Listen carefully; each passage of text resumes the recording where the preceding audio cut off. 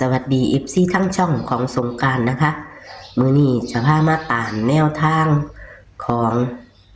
เซียนไส้ว่านนะคะตำลาววันที่7สิงหาคม69คือวันศุกร์สุดสัปดาห์นะคะหลังจากเพิ่นหลุดเด็กวิ่งเพิ่นหลุดมา2มื้อแล้วนะคะก็มื้อนี้เพิ่นจะแก้มือให้เป็นตัวใดเฮาอย่าถิ่มอย่าป๋านะคะขอกดไลค์กดแชร์ให้กับเซียนไส้ว่านและช่องของสงกรานต์เหมือนเดิมค่ะมื้อนี้เพิ่นจะแก้มือให้เป็นตัวใดเฮามาไปรับชมรับฟังกันได้เลยค่ะเอาลีกกันมานี่เอาลีกลาวพี่จะเอาแต่ย่ำหมูเจ้าจังซี่แล้วถึงก็บ่มีเวลาไปเอาโลดลงลีกลาวลงลีกหยังล่ะกะเฮ็ดของตัวนี้เฮ็ดของขาย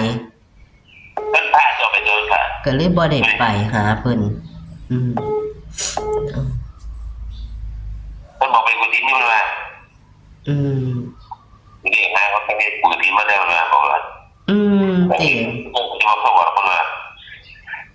เอาแย่เอาวิ่งผมก็ศูนย์เนี่ย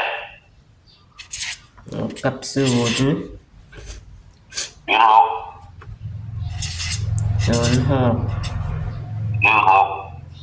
ยืนหก16บ่26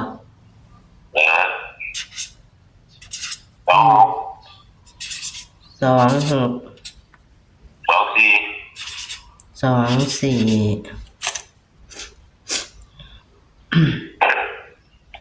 มีเป็น3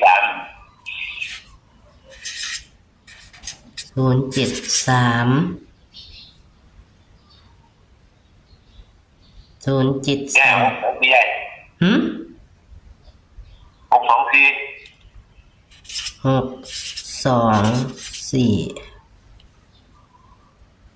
ทำไมล่ะได้ตู้แขนได้ตัวนี้ไปหาจะไปแยกกินได้เท่าไหร่เนี่ยกินข้าวกินเพื่อไอ้ไรกินลูกโอ้ยอันไหนจังตาหนายเป็นขึ้นไหมมือหนึ่งเบอร์เดียววันนี้ไหมไอ้นี่บ่ลุกบ่ตื่นง่ายสัตว์ตัวหนาวสะบั้นลุกขึ้นมากินยากลางดึกอีกกินยา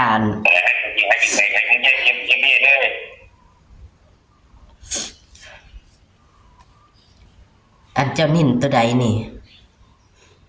เด็กจับคู่2 หางนี่โอ้ย4 หางนี่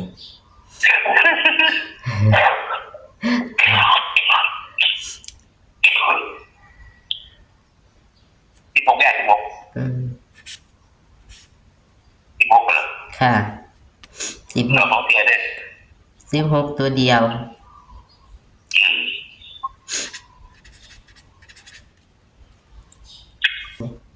เดี๋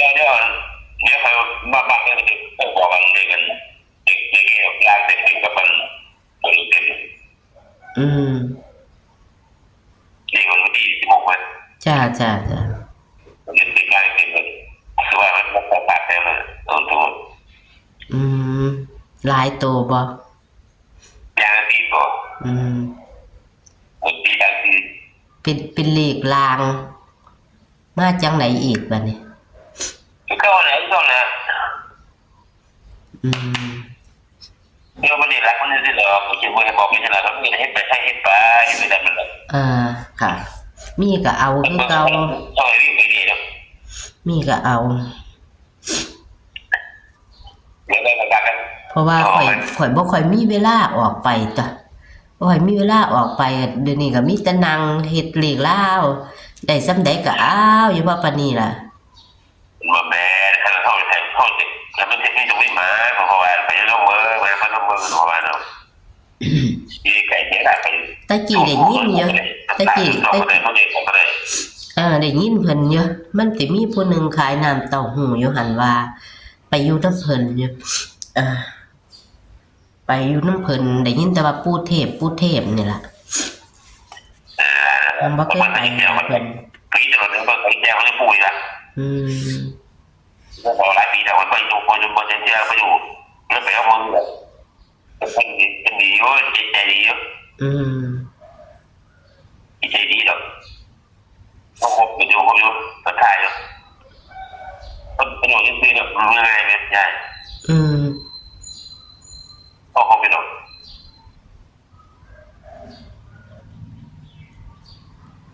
เป็นอยู่สององค์ว่าติอืม อย่ากินโตเลย แต่สมัยตะกี้เนาะอันก็สิมีอันแมซี่เนาะถือกันนั่นอยู่หั่นเนาะแมซี่บัดนี้ก็เลยแม่นปู่นี่ล่ะมาอยู่ตะกี้ก็มีปู่หลายองค์อยู่เด้มาอยู่ได้ยินชื่อเสียงว่าแต่ เพราะว่านี่นี่เป็นประธานมือนี่เป็นหน้าประธานมือมัน อืม มันจะมันเป็นอะไรเนี่ย อืมสมชื่อเพิ่นเป็นปู่เทพนั่นล่ะ มันเลยว่ามันสวัสดีเนาะเพราะว่ามันทำท่าทางสวัสดีเนาะมันเดี๋ยว อืม แต่ถ้าจะใช่ อืม ถ้าจริงเนี่ยเนี่ยเดี๋ยวมาแปลว่าบางทีมันไม่ให้บางทีเนี่ยมา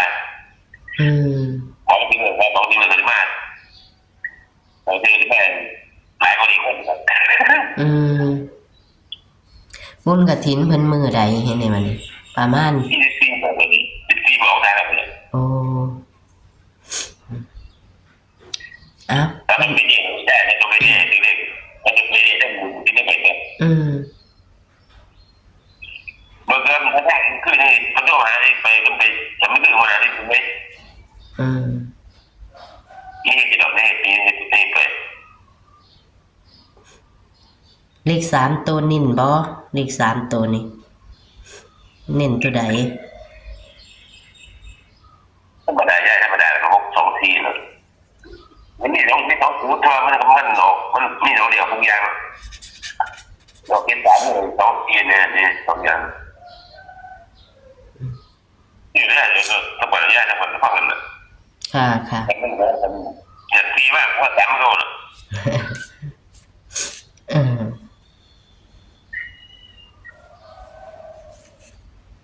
จังสันเด้อค่ะเด้อครับ ครับ ค่ะค่ะขอบคุณค่ะค่ะสวัสดีค่ะ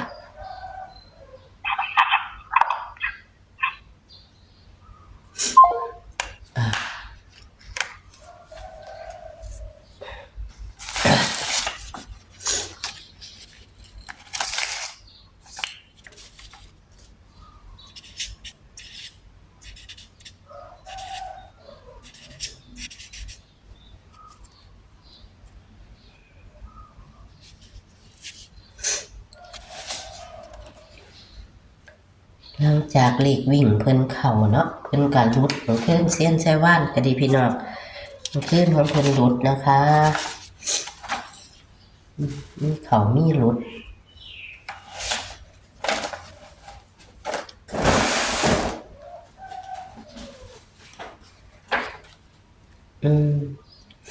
หลุด2 มือแล้วเนาะของเพิ่นหลุด2 มือกับ6ก็หลุดเลยเพราะว่าเลขตองหรือว่าในการรูดเอาไม้พี่น้องเอาไม้ เลขกะออกทุกมือเนาะ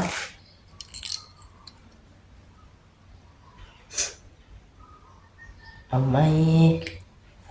เพิ่นกับว่าให้หลายหางนะคะกระเทียมมันเข่านะคะเสียนใส่ว่านนะคะ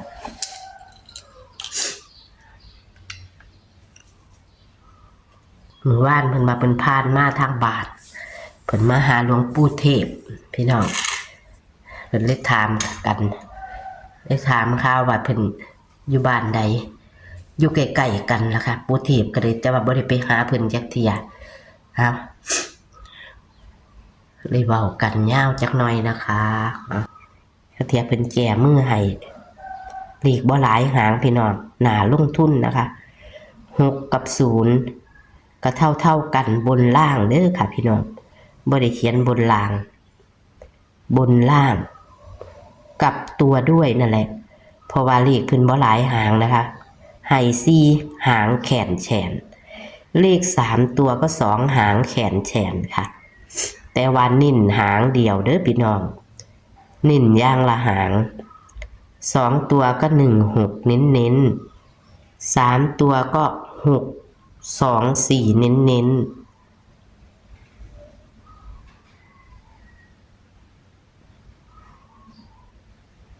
ขอให้โชคให้มานนะคะ กับเสียดไส้ว่านในวันที่7 สิงหาคม 69นี่เป็นกำลังใจด้วยการกดไลค์กดแชร์นะคะ ให้กับเซียนและช่องของสงกรานต์นะคะ ขอเอาไว้ซ้ำนี้ค่ะ เจอกันคลิปหน้าค่ะ สวัสดีค่ะ